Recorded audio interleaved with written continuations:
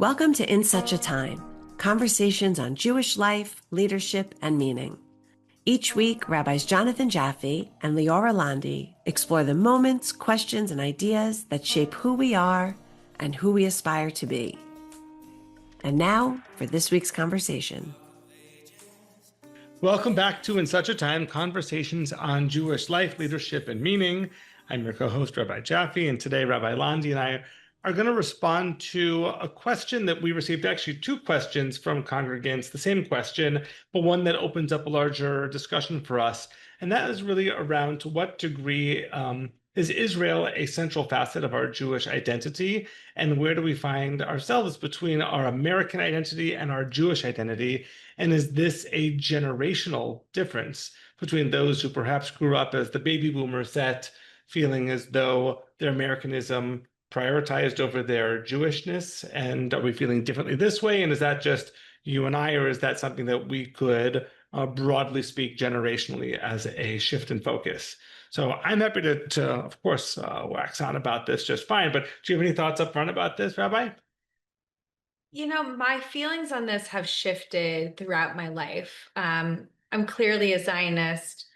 I'm a critical Zionist, and I was raised to be a Zionist, very much as an embodiment of my Judaism. So for me, Judaism and Zionism go together, and I think that historically and religiously, Zionism and Judaism and Israel and Judaism go together. Our entire Jewish calendar is around the agricultural cycle of Israel. Zionism is about returning to our land. We've yearned for this. So much of our liturgy is about our connection to the land, and our relationship with God is we get the judgment of whether we're in good relationship with God over our connection to the land. If it's a fruitful year, it means we're in good standing with God. If it's a hard period of time, if the people are kicked off of the land, if there's internal fighting, if there's destruction, that means we're not in such good standing with God. And these are all beautiful stories, but it's also part of really the religious conviction of many Jews.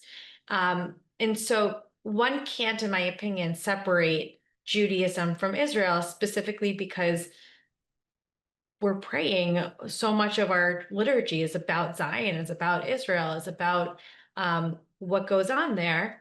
Having said that, Judaism in the diaspora is vibrant at this moment, and for many years it's been, for many, even thousands of years it's been, and so much of Judaism has grown outside of Israel, and it's multicultural, and it's rich, and it has its own traditions. And as someone who is both now Israeli and American, I think about both of those things. What does my Judaism look like in America? What does it look like in Israel? In some ways, it's interesting. I feel sometimes more of a draw to my Judaism, more of a draw to Israel, rather, in my Judaism here, like a longing for Israel. And when I'm in Israel, I'm just kind of Jewish, and I notice the land, and I notice that connection, and it gets deeper, but I'm not always thinking about it as much because you're just living it. Right. Whereas here, it's a longing, and it's a thought pattern, and it's like wanting to get closer to that. I also see how easy it is in America to kind of forget about your connection to Israel. If you weren't raised with that, if you didn't visit Israel for every vacation you ever had, then like, what does being Jewish here have to do with Israel? So I can play both sides of that as me, and also just as a person who has various identities. I'm interested to hear, what are your thoughts? No, I love hearing yours, especially as someone who has spent so much time living in Israel, and the fact that in the diaspora, you have to make it your own in a way that in Israel, so much of it is provided for you just by living in Israel and having the state that provides it.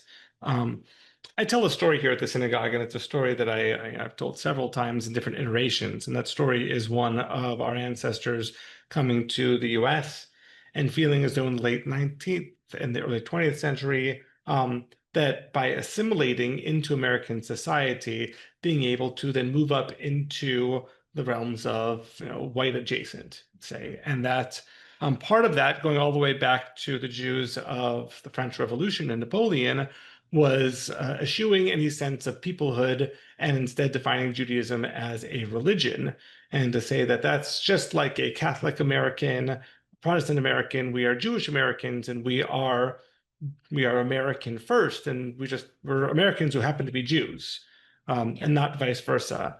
And while I often criticize that move, I'm also deeply understanding that there was a huge benefit to that and a need for that even, and that we probably wouldn't be sitting here as comfortable as we are today as 21st century Jews if our ancestors had not made that move. And I think that there were two things that happened in the 1960s that really created a shift.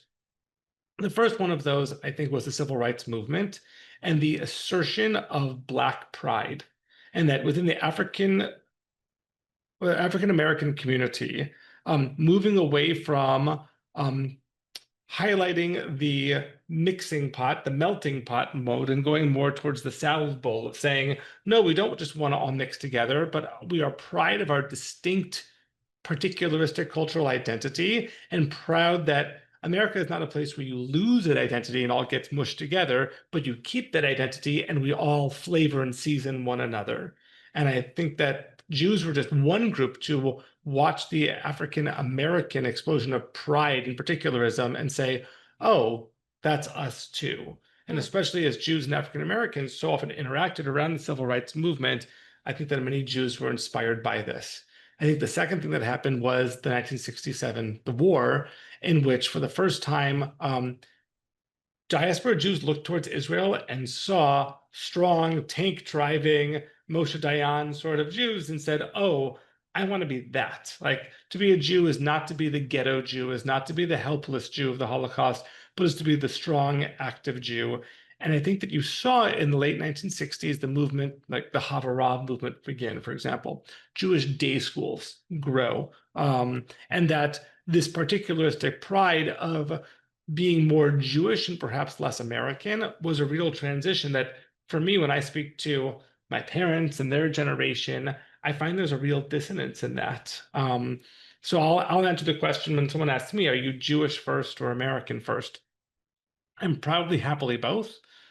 I am a American by coincidence.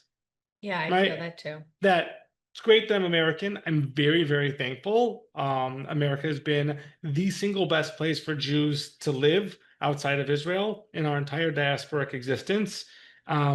So thankful for all of that. But if I didn't live in America, I would still be Jewish. I am Jewish. Everything about the lens by which I see the world, everything about my heritage, my ancestry is Jewish. And so I clearly think of myself Jewish first and American second. And I want to ask you a question. I was thinking about this in two different ways. What's more important to you that 200 years from now, that your great, great, great, great grandchildren be Jewish or be American? Hands down that they're Jewish. Right? I've never prioritized Americanism. And I'm also so proud to be American. And my family's been in America for many generations where I have family that was here before the Holocaust. So truly, America's given my family so much, but I want my kids and my grandkids and all those generations after to be Jewish. And that informs so much of how I live my life today. Right. I feel as though Jews have lived for 2,000 years of diasporic existence wherever there was a community that would best support and allow them to practice their Jewish life, to provide them with autonomy and safety. Jews have moved to that place. Yeah. America is that place currently. 200 years from now, I don't know, let's say China becomes like the place to live, the most democratic place in America, in the world, hard to think of now. I would want my family to live there then, and or if not living in Israel. So I've always felt it that way. I want to continue this sort of narrative in my head of generational shifts. I think that for the boomer generation, right, there was Americanism first. For our generation, we grew up not only as the beneficiaries of those changes of the 60s, but I'd say that we grew up in like birthright Judaism. That is, that for my education growing up, I was told that to be Jewish is to be a Zionist. And I was Israel was used as a mechanism to make me feel more pridefully Jewish. Yeah, for I sure. was told, right, if you want to know what it's like to be Jewish, look towards Israel. If we want to make kids feel more Jewish, send them on Israel summer trips, send them to Birthright. Israel will make us feel more Jewish. And the interesting sort of third chapter in this, I think you see where I'm going, Yeah. is for younger Jews today, that no longer serves that purpose for many of them. They'll feel as though they are Jewish despite Israel because of their mixed feelings, if not their negative feelings towards Israel, especially those within progressive circles. And I think that the Jewish community only now is reconfiguring itself to not continue to say the same old thing, which is, oh, if you want to feel more Jewish, just it doesn't matter if you don't practice Judaism at home. It doesn't matter if you don't know anything about Judaism. Go to Israel. You'll feel Jewish pride there. You'll hike Masada. You'll go to the wall, and that will make you Jewish. And I think that we're reckoning a real mistake around that. Can I say something pretty radical that people will be surprised to hear? I think that if I hadn't gone to Israel, made Aliyah, and lived my life there, then I could have been one of those people in America who said, "What is Israel?" Eventually got to the point and said, "What does Israel have to do with me?"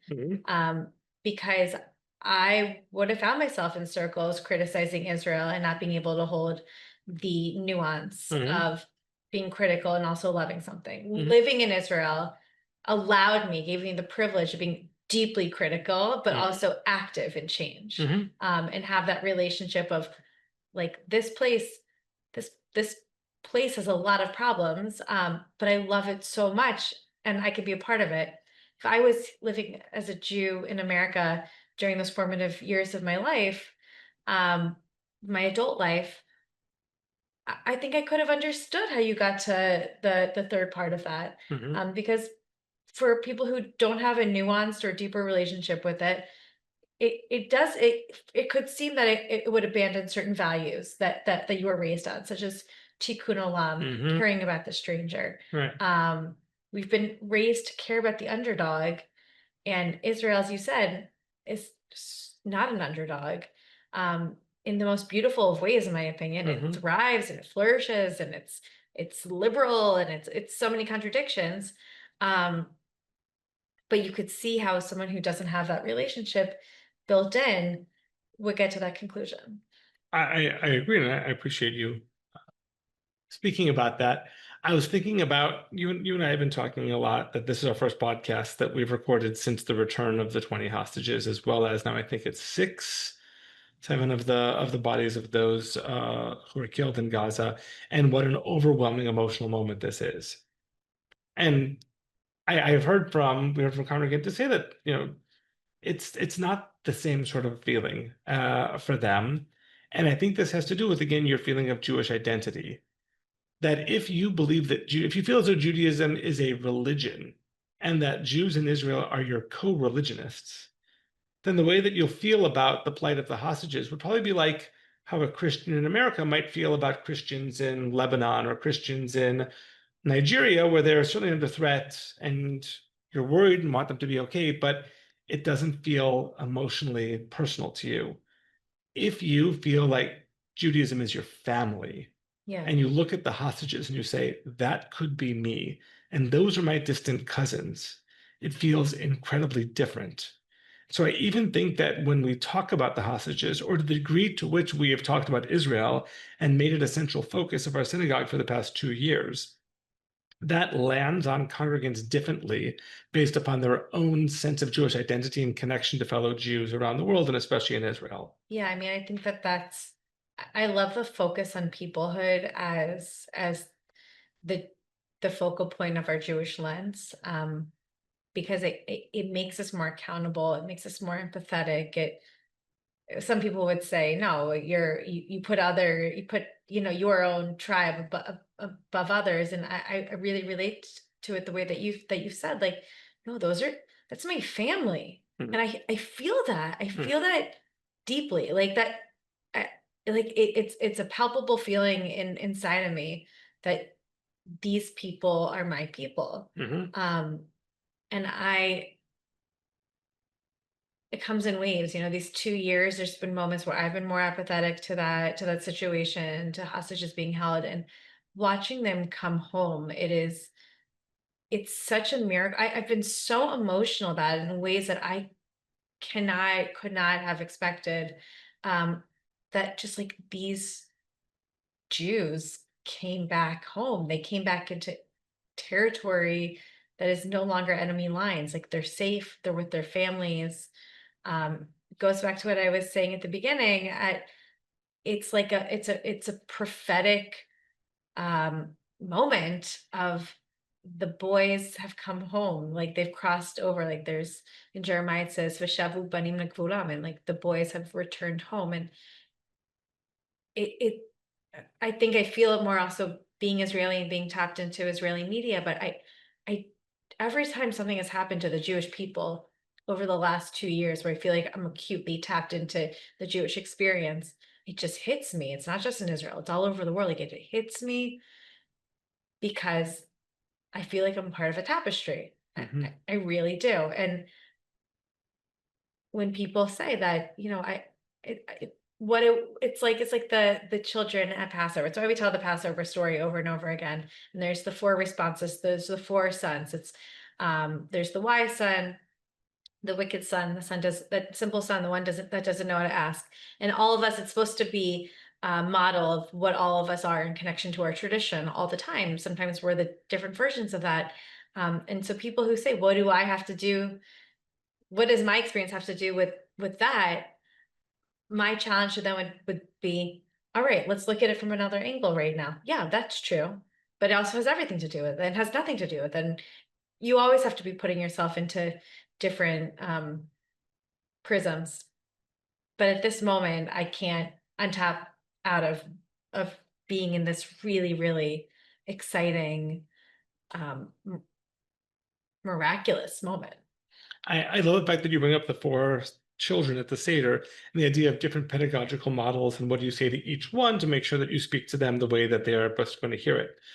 I have a worry that there are members of our congregation who might feel, even if they don't articulate it, and that feeling might be, you guys make a big, big deal about Israel at your synagogue. I feel guilty that I don't feel the same way. I'm proudly Jewish and I love the fact that there's an Israel, but it does not animate my Jewish identity. And I don't know if I want to come to the synagogue when you're constantly talking about and prioritizing Israel. Is there space for me as well? And are you going to make me feel bad about myself for practicing a strong, proudly form of Judaism, which does not put Israel at the forefront? What's your answer? I struggle with that one. I have to tell you, I do because it's so hard for me to remove it from that. And yet at the same time, I always talk about spreading out the buffet and making sure that there are multiple entry points for everyone to feel as though that they have access to our congregation. I'm not in the business of shaming people for their form of Jewish engagement. I'm in the business of Jewish engagement overall, like to do more Jewish things. And there's a lot of Judaism which is not centered around Israel, even if Israel is a central Yeah. motif in it again and again and again. And just as you said, that so much of the dynamism, the vibrancy of Israel, of Judaism, has evolved in the diaspora.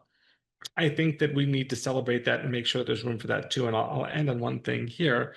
Um, when I used to work as education director of Camp Newman, which is a Reformed Jewish camp in Northern California, we'd have the shlichim, the emissaries, come from Israel.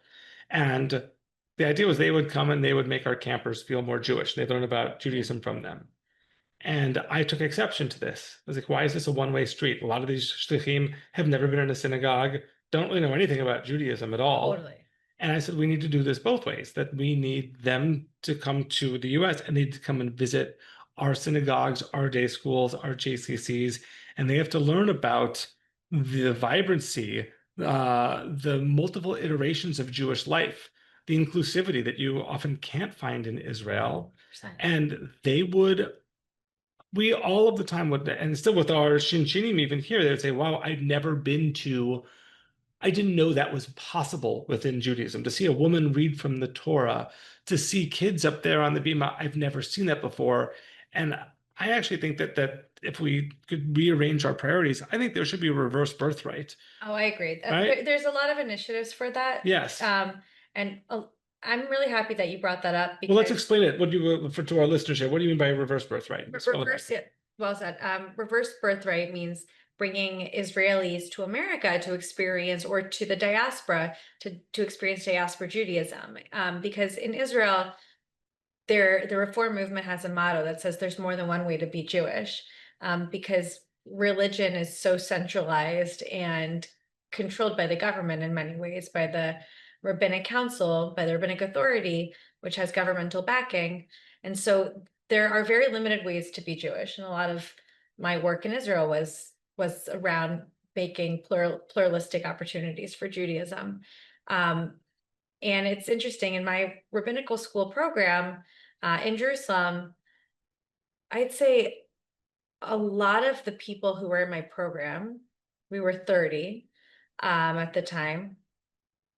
It broke down into like two groups: those who grew up religious and then wanted a different way of being Jewish, and they found a home in Reform Judaism. And the other group were those who were on shlichut, those who came to America and spent time in American Jewish communities and were so inspired by that they said, I left Israel as an Israeli and I came back from America Jewish. Yes, absolutely. And I've always loved that, and I've always been proud of that. That's also, I mean, very personally, one of the reasons that I wanted to spend time in America is to really get to experience what it means to be a Jew in the diaspora in my adult years, because it's thriving and it's beautiful. And, you know, being here at Bethel is like such an expression of that. Like, we have almost about 700 families, Jewish families in Chappaqua, who are excited about being Jewish. And you're right, it's not only about Israel. It's not only, it's about a lot of things. It's about the culture and the people and the spirituality and just the connection. And before, you reminded me of something that I've always loved, is that there are two rabbinic, there's two Talmuds there, and they complement each other and they're in conversation with one another. There's the Jerusalem Talmud, the Palestinian Talmud, and then there's the Babylonian Talmud. And the Talmud is commentary and commentary of the Torah. We can get into rabbinic literature on another episode, but there was the Beit Midrash that stayed in the land of Israel, and then there was the Beit Midrash, the House of Learning, that really developed in Babylonia and modern day Iraq. And so much of the conversation, that the back and forth, multi-generational, between diaspora and Babylon and the Jews in Israel, Palestine, is about like the Jews in Palestine, or the Jews in the land of Israel, are commenting on how the Babylonian Jews have gone off the deep end. Yes. And the Jews in Babylonia are saying, oh, they're always sticking to the rules. Why can't they ever expand their ideas? And there's this beef that goes back and forth between the rabbis. And I just love the fact that Judaism needs to exist in both places. It needs to expand outside of Israel. It needs to exist in Israel. We complement each other. But going back to your initial point, I think that we can be lovers of Israel, and our religion and our commitment to peoplehood can be stemmed in Israel. But I do think that it's important to make space, and specifically make space for conversation with people who don't feel as moved by that. So much of Reform American Judaism was about the commitment of prophetic readings in creating an America based on those values of justice, of compassion. And I think that so many of American Jews, or Jewish Americans, however you're saying it, or whatever you mean by that, are inspired by those values, like being a staunch, proud American, but based on Jewish values. Thank you for all that. I threw a lot at you. No, I honor all of it. It's lovely. And I agree with what you're saying in this. And the negative side of what you said about celebrating Judaism in America is that I'm often with rabbinic colleagues in Israel, and they lament the fact that they feel uh, less able to express their Judaism in Israel than they are in America. Totally. Certainly you would, know the most about this, and that this is a way to be in Israel means to be largely in either a secular or an Orthodox binary, and that those expressions which we take for granted here in Israel, of even just sitting next to family members of opposite sex, is something that is an awakening there as well. I remember the early 20th century philosopher Franz Rosenzweig expressed a real hesitancy, ambivalence around Zionism. And his fear was that once you make Judaism a political identity, it will diminish as a spiritual one. And I think that he was actually very prophetic in that. And so sometimes these Israelis come here and they learn to be spiritually Jewish in a way that they never knew available to them, and to be in a diverse way. But can I add another thought out there if I can? I think that most of the time, to be American and to be Jewish is to live within congruent identities in which they have so much in common. And you'll often hear, especially within more right-wing media, about the Judeo-Christian heritage and similar values. I think that there's one really important way in which Jewish values and American values diverge. I think that's often a breaking point when it comes to these identities. And that is, to speak broadly, I think that so much of American identity is around individual freedom. Don't tread on me, being like a quintessential American statement, and about I have rights, I have freedoms, and don't tell me what I can or can't do, right? My kids learn that. Very good. Yeah. Whereas what I think you'll see where I'm going with this one, what is the foundational understanding of individual communal relationship in Judaism? It's one of responsibility. We just spoke last week about the idea of covenant. And a binding covenant means that my personal identity is not wrapped up in what I individually can do myself.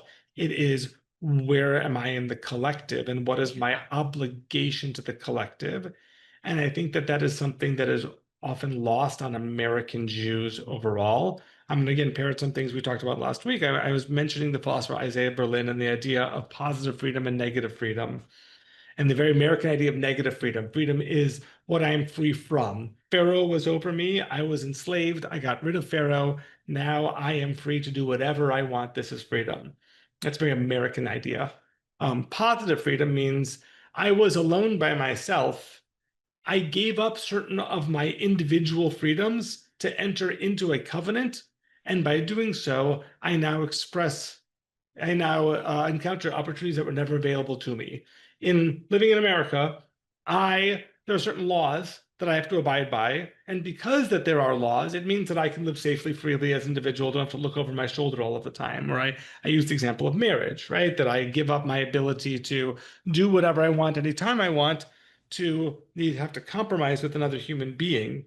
But by being in a relationship with them, I am now able to live a much more fulfilled life. And that I think that for many American Jews, there is a real lack of understanding or appreciation for the idea of living in covenant and the idea of communal responsibility. Yeah. And that worries me. I mean, I think that you're right. And I was, I had a conversation with our teens last year. They were commenting on the fact that they saw ICE trucks in Westchester. And I said, like immigration, not like not like water ice. I thought you meant like the Liam Neeson Netflix movie. Go on. And I said, oh, what do you they noted that, and I said, well, what do you think about that? They said, well, that makes us worried for people who are undocumented who we might know. And I said, well, okay, what are you going to do about that? And they said, oh, I don't know. And I said, well, who's going to do something about that? They said, well, I don't know. And I said, well, you could do something about that. Like, you could protest, you could go stand with people, there's a lot of things we could make a list of the things that we could do. And they said, oh, I thought somebody else could take care of that. And I said, no, you have to take care of that. You're a person in this country. You have to take care of that.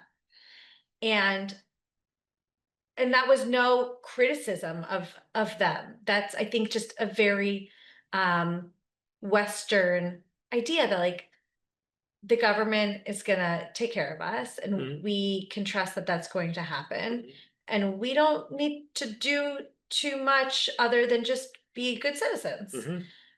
Whereas, and I think that there's a shift that needs to be made in our society about how we take responsibility for one another.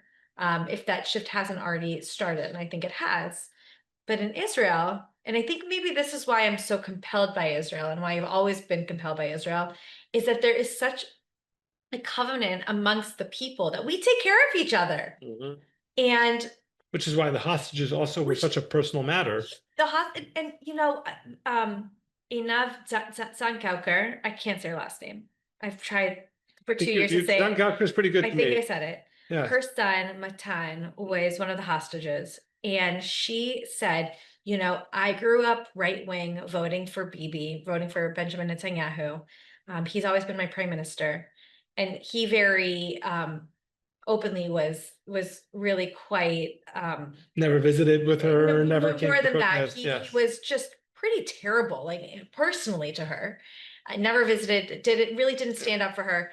And it was the left wing, and I'm sorry to make it left and right, but it was the socially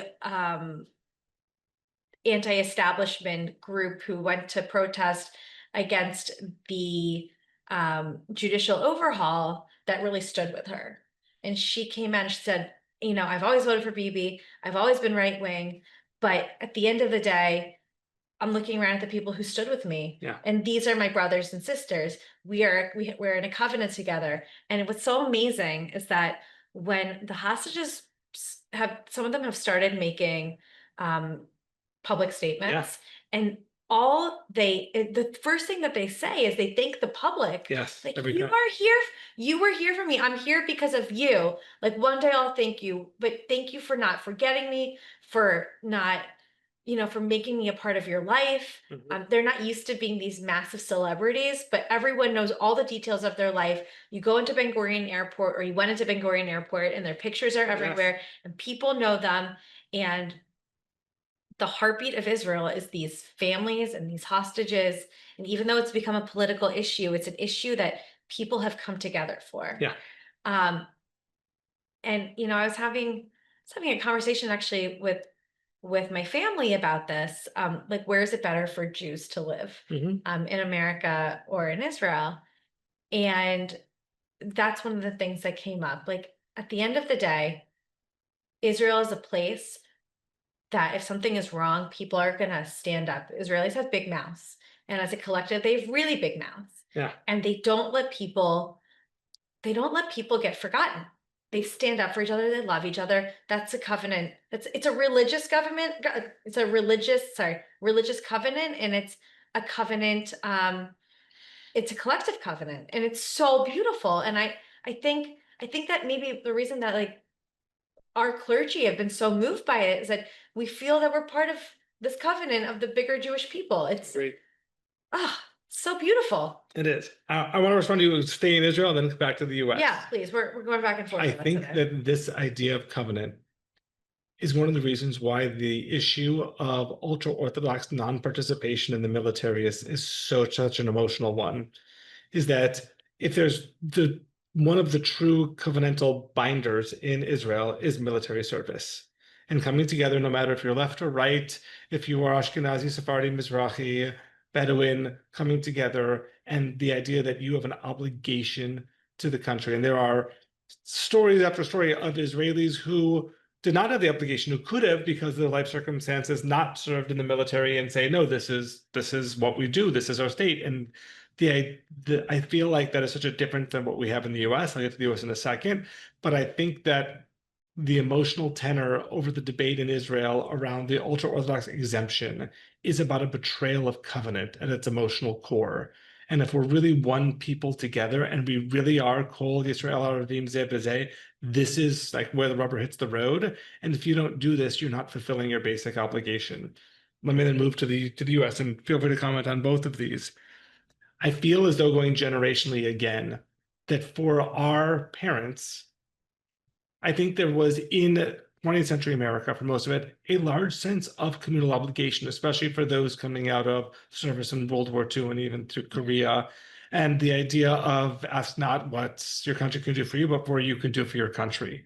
And I think that America has become more and more individualistic and less of a covenantal community. And so much of this has to do with the very well chronicled demise of fraternal organizations and volunteer organizations, and so much of it, the decline of religious affiliation. I think it's a really bad thing for America that less people are going to church and synagogue, that we instead, for young people, are sort of glorifying hashtag van life, of like living in a van somewhere, telecommuting in with your laptop, going anywhere you want at any time. It's the ultimate expression of this Isaiah Berlin negative freedom. Like, don't get a house, don't get a mortgage, don't be sucked in by a job, work wherever, however, live your life on your own. And we glorify that as some sort of utopian happiness. And it's not. It's not. It's about the complete dissolving of any sense of community. And many have probably read Robert Putnam's Bowling Alone, the demise of bowling leagues and poker leagues and of Lions clubs and of Boy Scouts and Girl Scouts, and especially again around religion, that a lot of our congregants here join the synagogue not because they want to pray on a regular basis, although it's great when they do, but they want to be part of something. They're part of a family, a community, and they want to volunteer together. They want to grow together, learn together, laugh together, cry together, and that is covenant. And I worry that America is going through a true demise of culture due to a lack of covenantal relationships through the demise of these fraternal organizations. I think that COVID was like huge, yes. the zenith point of like isolationism, and some people were like, well, I'm already used to this, and they've continued that life of not going into the office and staying at home. And then for others, it was like, oh my God, how do I connect? Mm-hmm. And I think that, and I've been thinking a lot about this, is that the people want to believe in something. And the Free Palestine movement has been something to bind people together. It's like, absolutely, we believe in something that is so important. Like, we have values and we care about people and we care about one another, and we have this end goal. And like, who cares if Hamas committed some atrocities? Like, it's for freedom. And I'm not trying to dismiss that. I'm trying to understand that.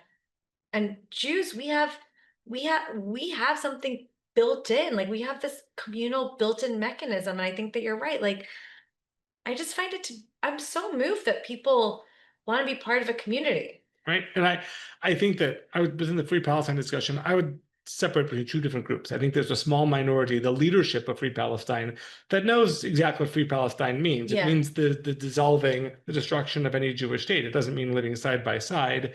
But for the vast majority of those who march under the banner of Free Palestine, who don't realize that, they look through an American lens and they see Derek Chauvin on the neck of George Floyd, and they see powerful versus not powerful and white versus black. And I think they're heavily misinformed to project that lens, but I think they do so with an altruistic mind. A bit naive, but altruistic.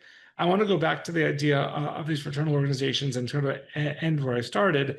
I was talking about generational shifts, and I was criticizing the past generation for moving away from peoplehood and moving towards Jewish just as a religion.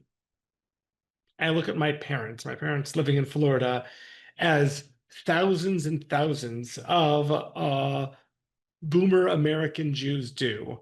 And my parents, on any given day and night, they are in a mahjong game or a canasta game. My dad goes on a walk to Dunkin' Donuts with his friends, I think twice a week, just to go on a walk together. They will have like murder mystery nights together. they're so communal, and they are, for them, the idea of being alone is not a highlight at all. It's not aspirational, but really it's to come together and to spend their time, even in rather pithy activities. Sorry, mom and dad. But just the point is to be together.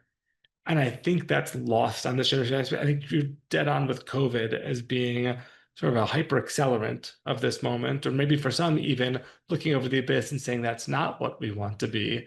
But I do worry that with our lack of covenantal obligation, and nothing like the national service that you have in Israel, that in America, the more secular, the more individualist, the more separated from one another we become, I feel is truly damaging for our society.